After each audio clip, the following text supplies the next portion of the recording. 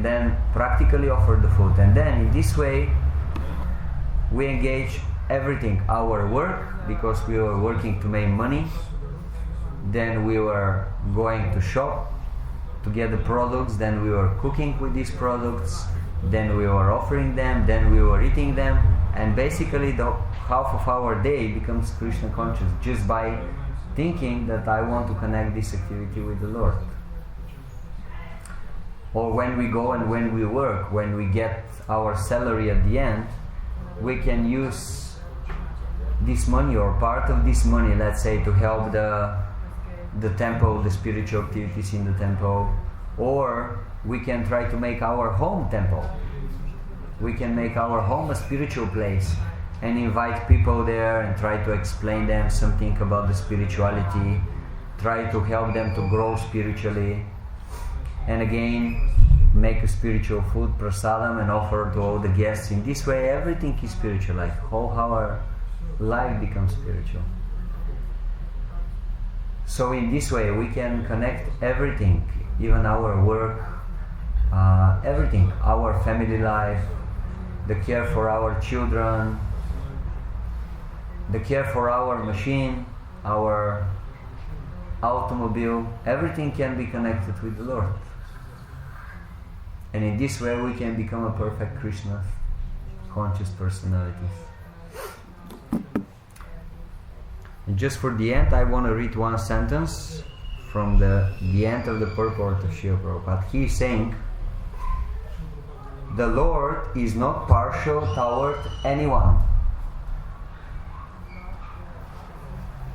Everything depends on one's practical performance of duties in Krishna consciousness, which helps one control the senses in every respect and conquer the influence of desire and anger.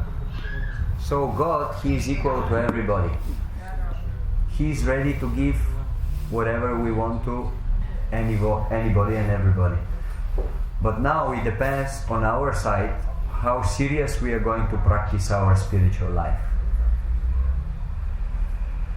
Krishna is saying in Bhagavad Gita, Yetam mam prapadyante tam stataiva bhajamyaham. Whatever one do for me, according to how much he is doing to me for me, I will reciprocate accordingly. So if we perform our spiritual practice very seriously, then Krishna will reciprocate with this. If we are serious 10% in our spiritual life, Krishna will reciprocate 10%. If we are serious 50%, He will reciprocate 50%. And if we are serious 100%, He will reciprocate 100%. So basically, Krishna is there just waiting.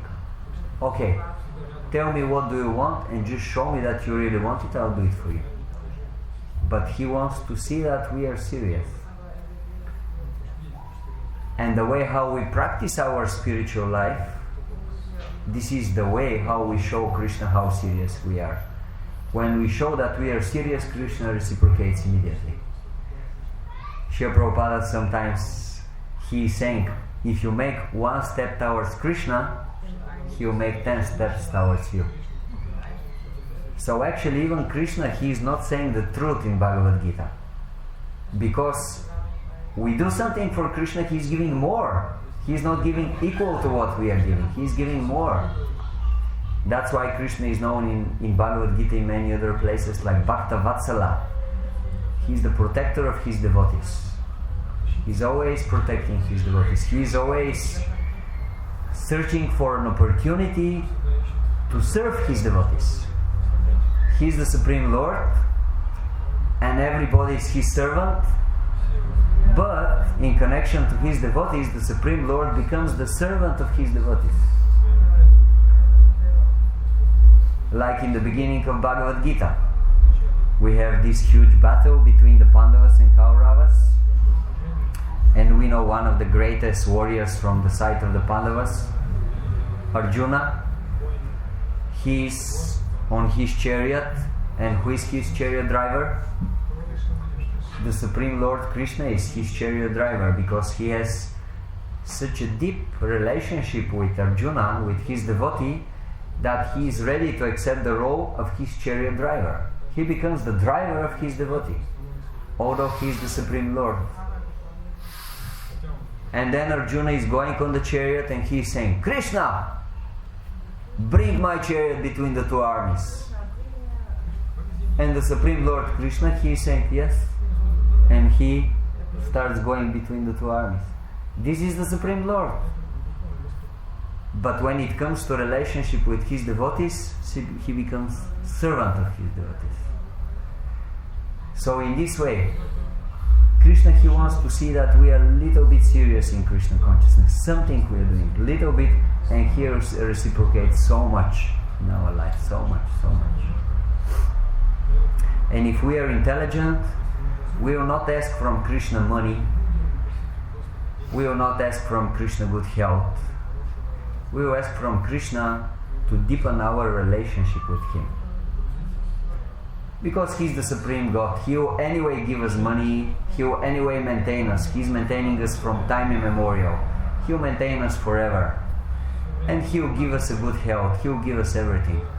But if he's going to give us his own self, his personality, this is very difficult to be achieved. That's why we should be intelligent enough to ask from Krishna the really worthy thing. And this worthy thing is his own self. This is the most important thing. There is another interesting story. There was an old lady. She was very, very old. And she was very poor. She had to go every day to the forest to get some wood so that she can cook with this wood.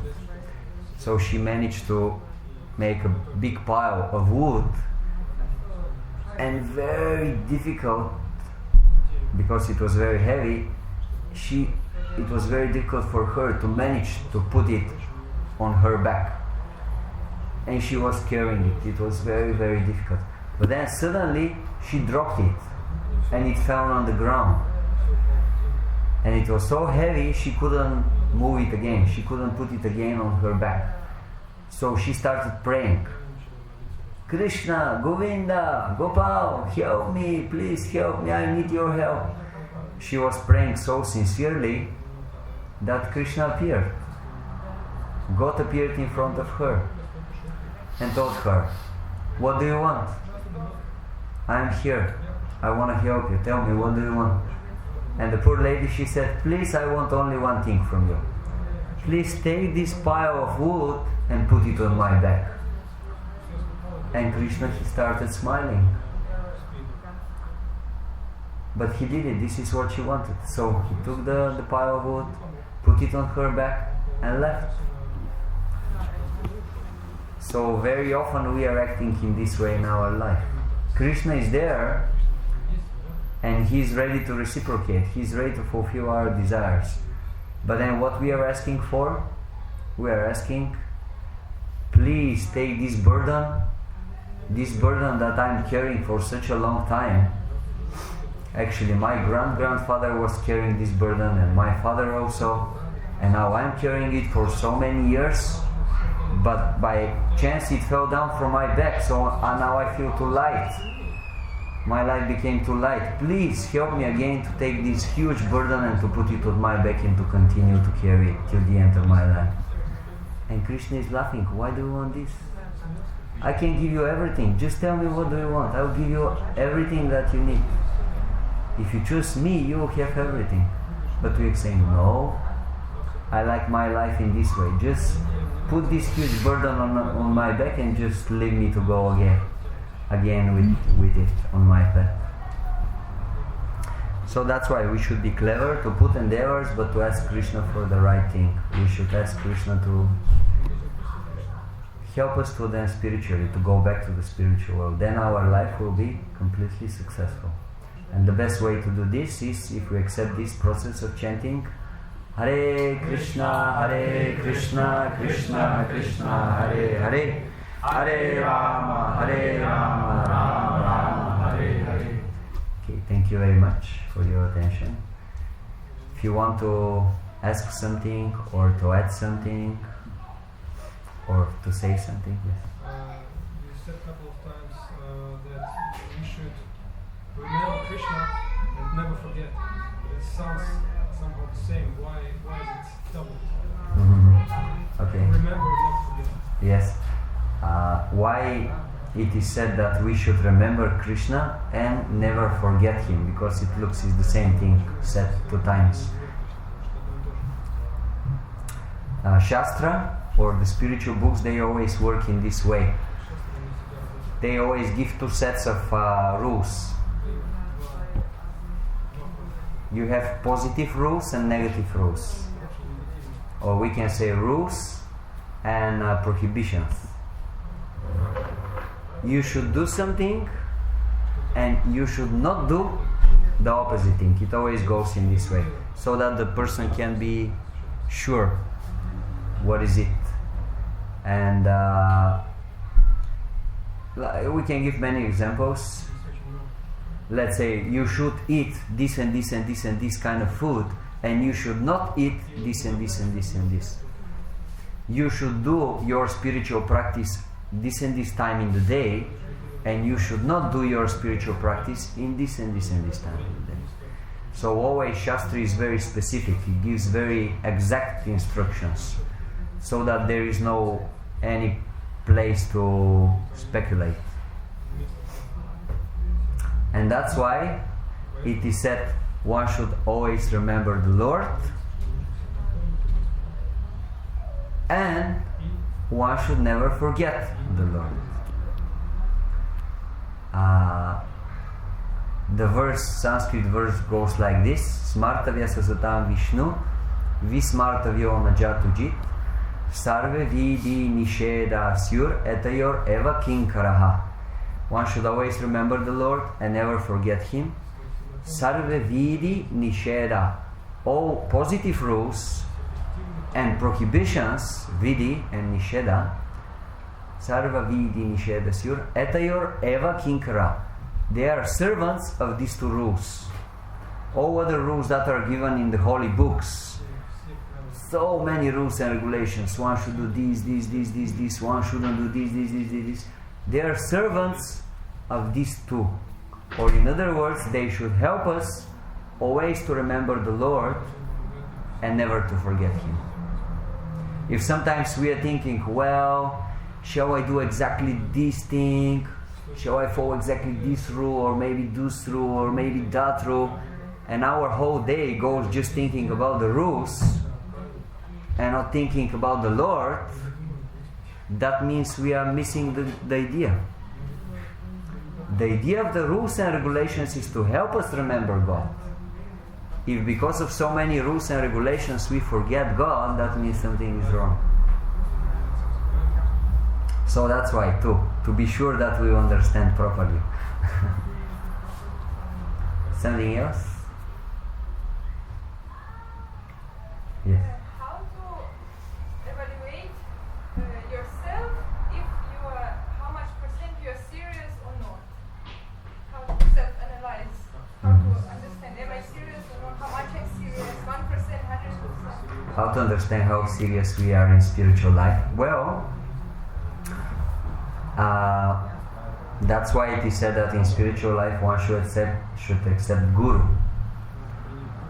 If we have a spiritual guide, he can see and he can tell us. If he sees that we have to improve something, he can tell us. So Guru, he is like we can say a good way to understand where we are in spiritual life and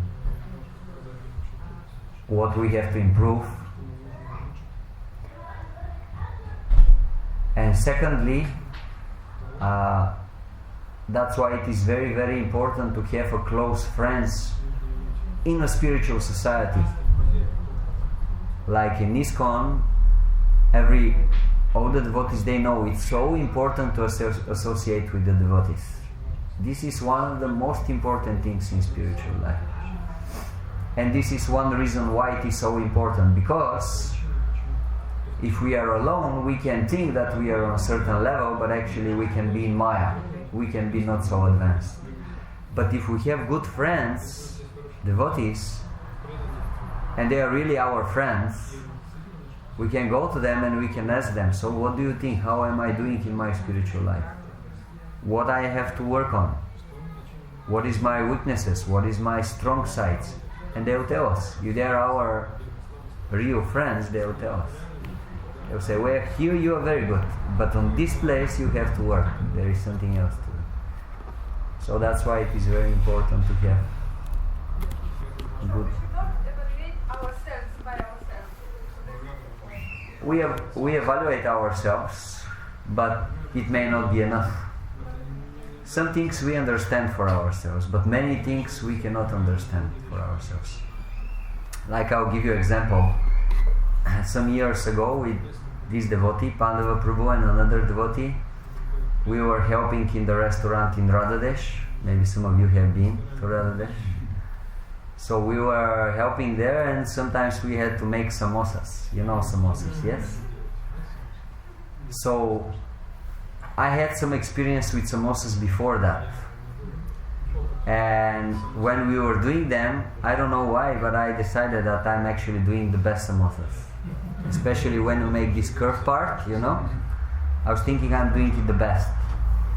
And Pandava Prabhu, he didn't have much experience with this.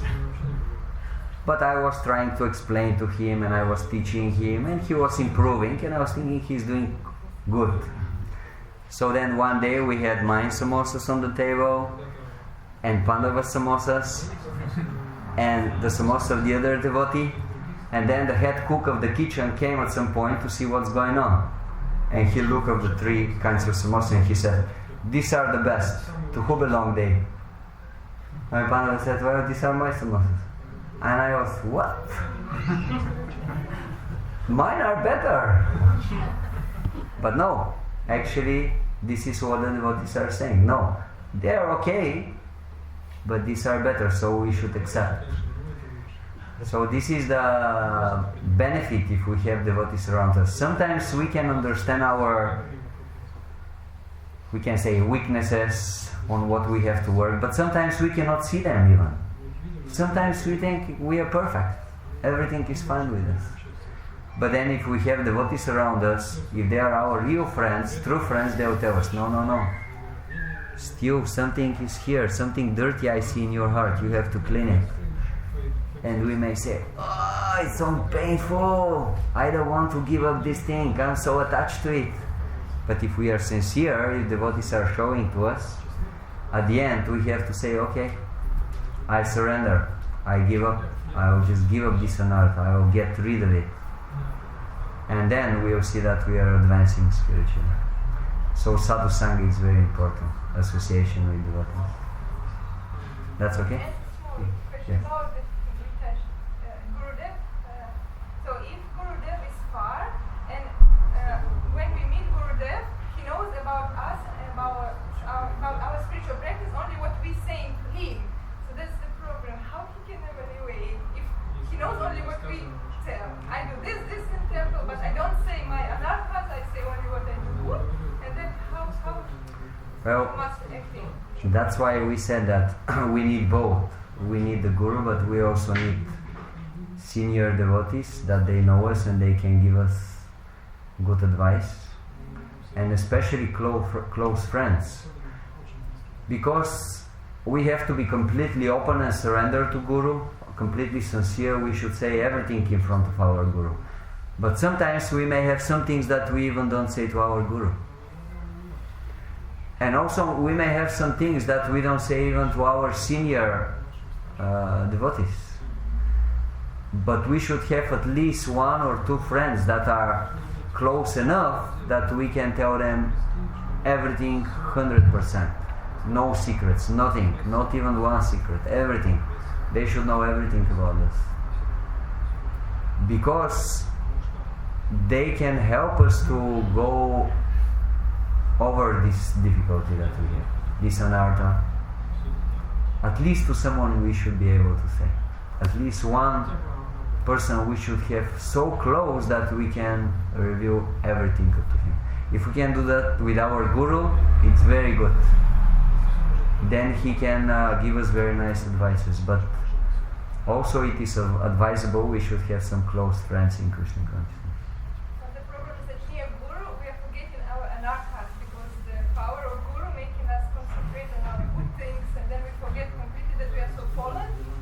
That's why we should find close friends. Okay, I think it's time to finish the lecture, if we understood correctly. Yeah? Can I comment on the last question? Yes.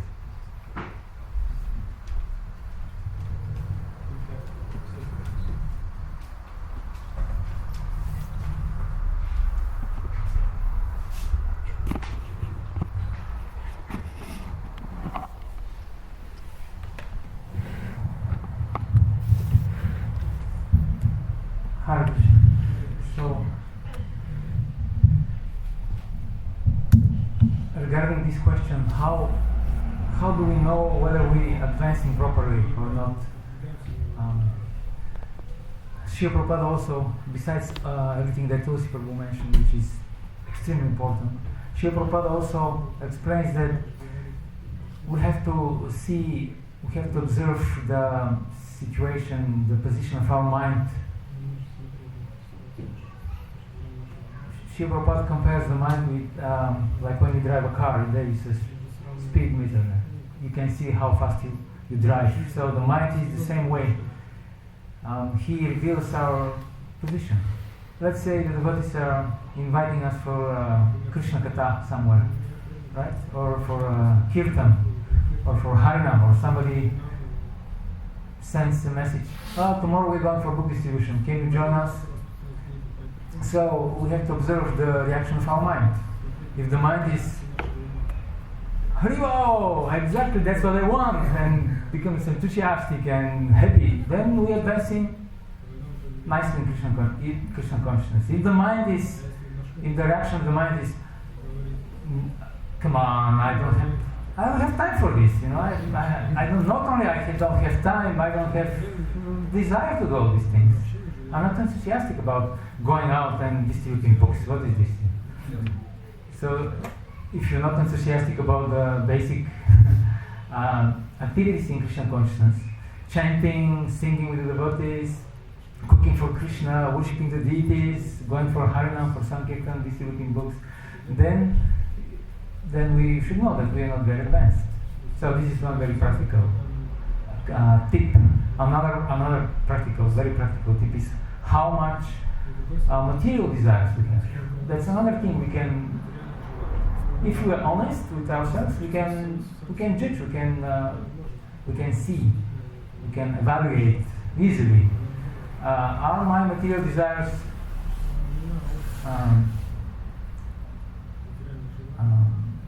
getting stronger, and they appear more and more, like getting more numbers of them, or they are diminishing? So that's also something that we can easily, I think, we can easily see in our mind.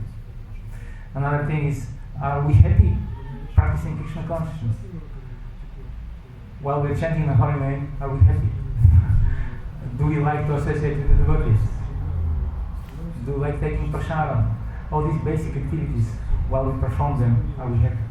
Okay, so that's besides everything that Tulsi Prabhu mentioned, which is extremely important. We should not have so big confidence in our evaluating power. We should take guidance from senior devotees and Guru. We should also take a close look in our mind, in our heart, and see what is there. And regarding this other question, I think Prabhuji asked the question, why there are two. One should always remember Krishna and never forget him.